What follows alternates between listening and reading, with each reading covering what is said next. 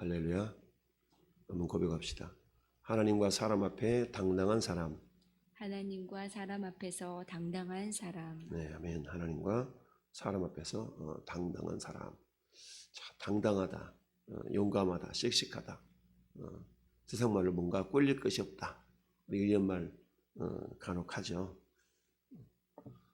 라반이 7일 길을 쫓아서 야곱에게 이르렀고 마치 뭔가 빚쟁이를 막 다그치려는 듯이 그런 마음을 가졌지만 하나님의 꿈속에서 라반에게 나타나서 선악간에 아무 말도 하지 말아라 라고 하나님이 라반을 이렇게 말씀하지 않으셨더라면 그야말로 거의 살인이라도 나타날 것 같은 그런 위험한 지경이었는데 결국 하나님이 야곱 편이 되어주셨다. 어제의 말씀이었죠. 이어서 결국 왜 내 집에 있는 물건을 드라빔을 가져다가 도둑질했냐, 내 신을 도둑질했냐. 30절 말씀에 보니까 이제 네가 내 아버지 집을 사모하여 돌아가는 거 좋다. 근데 어찌하여 내 신을 도둑질했냐. 야곱은 모르는 일이죠. 라헬이 야곱도 모르게 살짝 자기 아버지 신인 드라빔을 도둑질했기 때문에 알지 못했다. 근데 이 외삼촌이 무대보다 보니까 혹시라도 자기를 해칠까 하는 그런 지금까지도 10번씩이나 품삯을 변화시켜서 자기 이익이 유익이 된다라 그러면 품삯을 막 바꿔서라도 야곱을 부려먹었던 어찌 보면 그런 20년의 인생이었다. 그러다 보니까 하나님 나와 함께하고 계시지만 이 외삼촌이 어떻게 해서든지 나에게 어떻게 해코지하고자 하면 할 수 있는 거 아닌가 이런 생각이 들었던 거죠. 자, 그래서 결국 아무리 뒤져봐도 드라빔을 찾을 수 없죠. 이제 그런 모습을 본 야곱이가 그 외삼촌에 대해서 36절에 야곱이 노하여 라반을 책망할세. 얼마나 멋져요. 나이 차로 하면 꽤 날 텐데 외삼촌 그 어른을 어찌 보면 이렇게 막 자기보다 어른인 사람을 책망을 한다는 게 쉬운 일은 아니죠.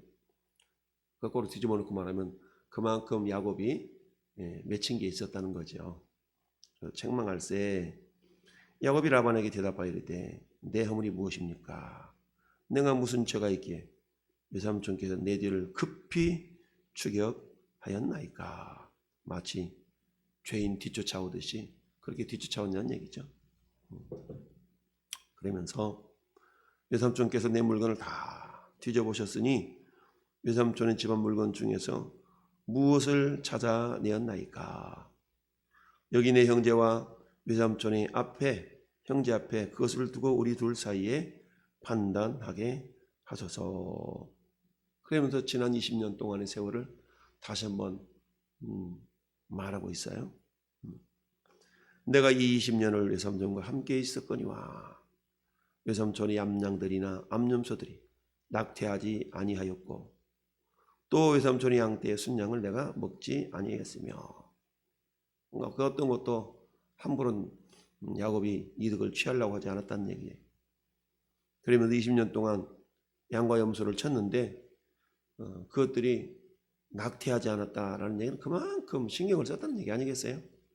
잘 돌봤고 그 말로 대충 돌봤더라 그러면 어때요? 제대로 먹이지도 않고 이러면 낙태할 수가 있죠.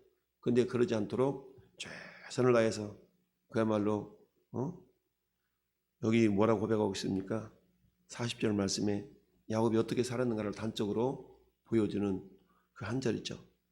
내가 추위를 무릅쓰고 더위를 무릅쓰고 낮과 밤을 그야말로 따지지 않고 눈 붙일 겨를도 없이 지냈다. 눈 붙일 겨를도 없다. 우린 너무 바쁠 때 그렇게 표현하죠. 아우 눈코 틀 새 없어. 눈코 틀 새 없어. 이런 얘기합니다. 아니 눈 붙일 겨를도 없었다는 얘기는 뭐예요? 잠 부족한 잠도 부족한 채 20년의 세월을 외삼촌의 양떼 이런 걸 치느라고 그렇게 충성했다라는 얘기입니다. 뿐만 아니라 뭐예요? 39절 보니까 물려 찢긴 것은 내가 외삼촌에게로 가져가지 아니하고 낮에 도둑 맞았든지 밤에 도둑을 맞았든지 외삼촌이 그것을 내 손에서 찾았으므로 내가 스스로 그것을 보충했다. 그러니 스스로가 손해를 감당해냈다는 얘기 아니겠어요? 마치 요즘 아르바이트생들이 그렇잖아요. 편의점 같은 데서 밤새도록 잠 못 자고 아르바이트 하고 나서 이 아르바이트생들이 아침에 뭐 합니까? 다음 아르바이트생의 인수인계를 하죠. 근데 금고에서 현금통에서 현금하고 매출 고개 딱 장부하고 맞아야 되거든요. 근데 만약에 이게 3만 원이 빈다 그러면은 알바비 하루 종일 한 게 5만 원에서 이를테면 3만 원을 까고 2만 원만 자기가 챙기고 그렇게 물어 넣어야 되거든요.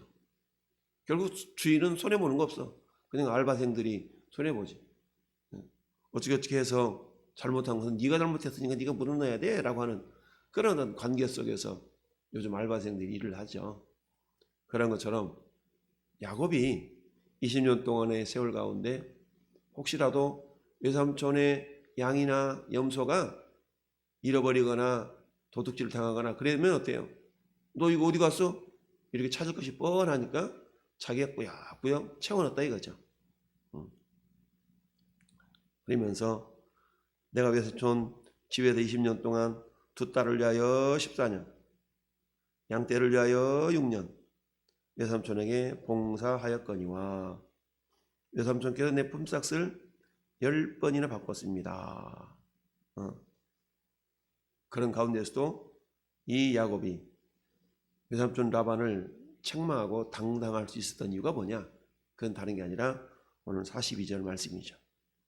우리 아버지 하나님 아브라함의 하나님 이삭이 경외하는 이가 나와 함께 계시지 아니하셨더라면 그렇죠? 외삼촌께서 이제 나를 빈손으로 돌려보내셨으리라마는 뻔히 알고 있는 거예요. 이 양반이 지금 내가 하나님과 함께하는 그런 사람인 것을 몰랐다면 분명히 빈털터리로 보냈을 거야. 어떤 핑계를 대서든지 너 내 딸내미 2명씩이나 얻었으면 됐지. 거기다가 저 또 2 여종까지 얻었으면 됐지. 뭘 더 바래? 이러면서 뭐 쫓아낼 수도 있었을 거예요. 그런데 하나님께서 빈손으로 내보내지 아니하시고 어때요? 참 보세요. 하나님이 내 고난과 내 수고, 내 손의 수고를 보시고 어젯밤에 외삼촌을 책망하였나이다. 그러니 하나님은 그 수고로운 20여 년의 세월을 그저 잠잠히 계시지 아니하시고 다 지켜보셨던 겁니다. 그리고는 어때요?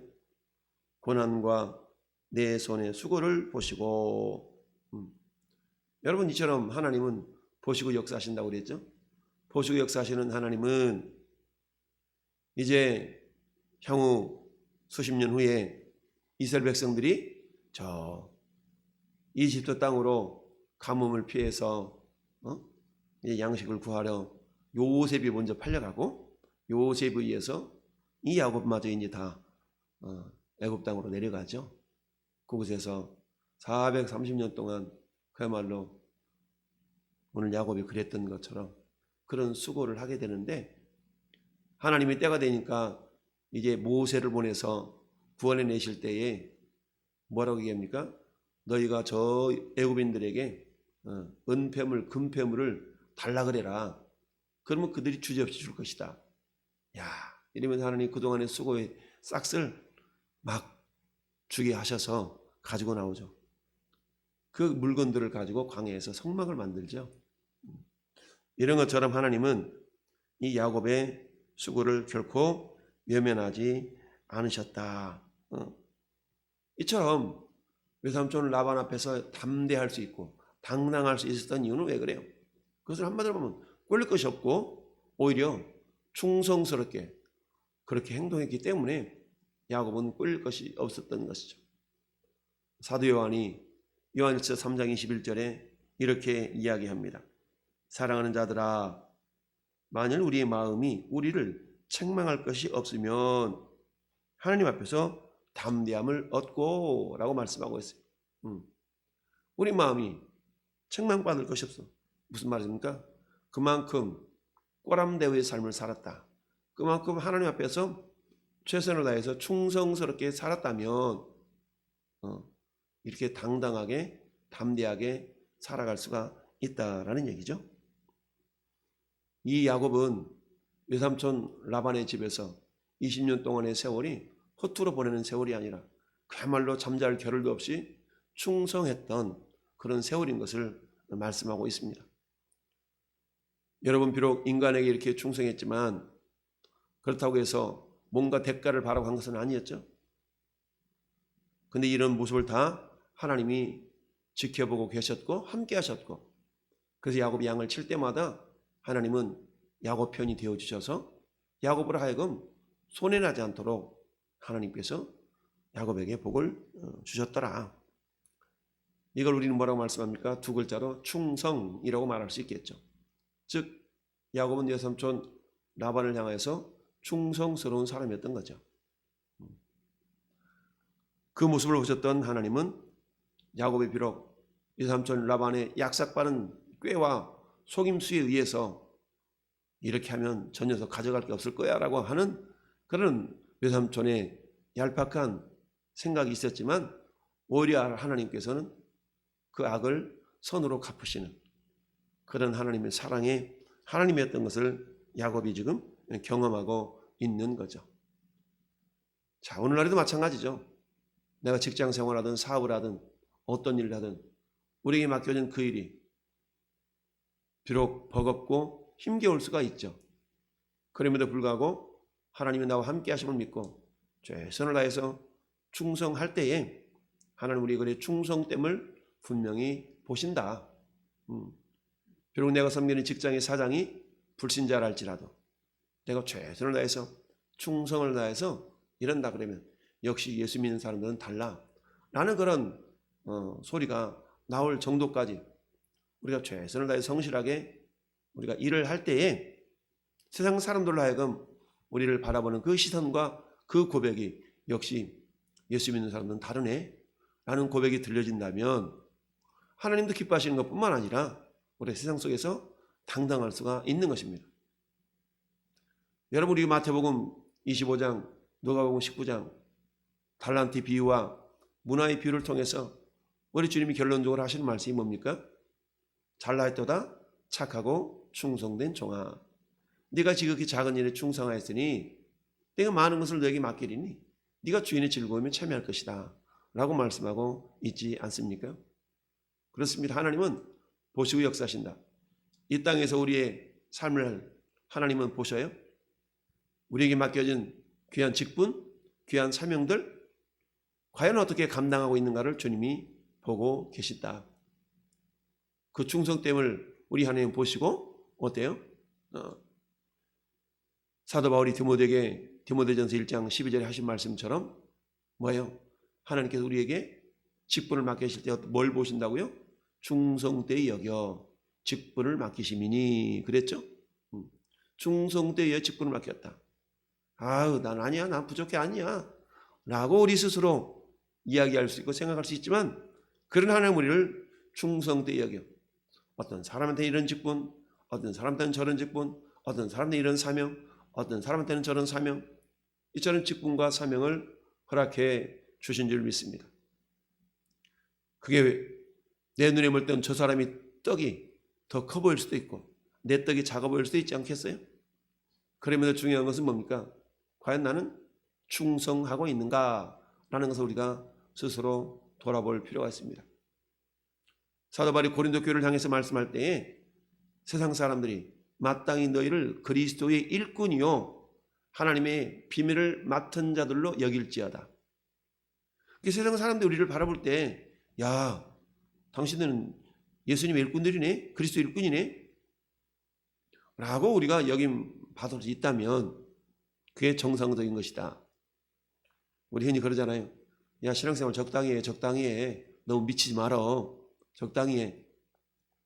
신앙생활은 적당히 하는 게 아닙니다. 신앙생활은 죽도록 하는 겁니다. 할렐루야. 성경 뭐라 말씀하세요? 죽도록 충성하라. 그리하면 생명이 멸류관이 너에게 있으리라고 계시록에서 주님이 말씀하고 있지 않습니까? 그렇다고 해서 우리가 죽느냐? 아니죠. 오히려 건강 회복되고 오히려 주님이 기뻐하시고 우리 몸살이고 얄팍하게 머리 써서 적당히 해야지 라고 한들 우리에게 유익함이 있을 수가 없다라는 얘기입니다. 결국 이처럼 충성했던 야곱, 하나님은 다윗에게 하셨던 것 같이 시편 34편 7절에 여호와의 사자가 주를 경외하는 자들을 둘러 진치고 그들을 건지시는도다. 너희는 여호와의 선하심을 맛보할지어다. 그에게 피하는 자는 복이 있도다. 너희 성도들아 여호와를 경외하라. 그를 경외하는 자에게는 부족함이 없도다. 할렐루야. 여러분 누가복음 16장에 그런 말씀이 있죠. 불의한 청지기에 대한 비유가 있습니다. 너희가 불의한 재물에 대해서도 충성하지 아니하면 누가 너희에게 그걸 맡기겠느냐? 더 좋은 걸 맡기겠느냐? 어찌 보면 우리는 세상에 있는 그 어떤 것도 거룩할 수가 없죠. 그렇다 할지라도 우리에게 맡겨진 그 일들에 대해서 충성할 때 우리는 더 큰 것을 우리가 맡아서 더 충성할 수 있는 기회가 주어진다라는 얘기입니다. 오늘 42절 말씀, 야곱의 인생을 내 고난과 내 손의 수고를 하나님이 보시고, 할렐루야. 외삼촌이 내 품삯을 10번이나 바꾸셨다 할지라도 나는 추위와 더위와 밤낮을 가리지 않고 눈 붙일 겨를도 없이 내가 충성했다 라고 당당하게 말할 수 있는 거 아니겠어요? 우리도 주님 앞에 서는 그날 언제인지는 모르지만 반드시 모든 성도들 한 사람도 예외 없이 우리 하나님의 심판대 앞에 서는 날이 반드시 있습니다. 그때 우리에게 질문한다고 그랬죠? 너는 내가 준 재물, 내가 준 시간, 내가 준 능력, 내가 준 건강 이걸 가지고 뭐 하다 왔냐라고 분명히 물으실 날이 있다. 두 번째 질문, 너는 나와 어떤 관계 속에서 살아왔느냐라는 질문. 이 두 가지 질문에 대답을 준비하는 것이 우리의 신앙 생활이다 라고 말할 수 있습니다. 하나님 질문하실 때 내 주님이 주신 시간, 주님이 주신 물질, 주님이 주신 건강 가지고 이렇게 살다 왔습니다. 그렇다면 너는 나와 어떤 관계성 속에 살았느냐? 베드로의 고백처럼 주는 그리스도시요 살아계신 하나님의 아들이십니다 라는 분명한 고백이 오늘 하루에 저와 여러분의 삶의 고백이요 주 옆에 설 때 동일한 고백으로 주님의 인정과 칭찬을 받는 저와 여러분 될 수 있기를 예수님 이름으로 축원을 드립니다. 아멘.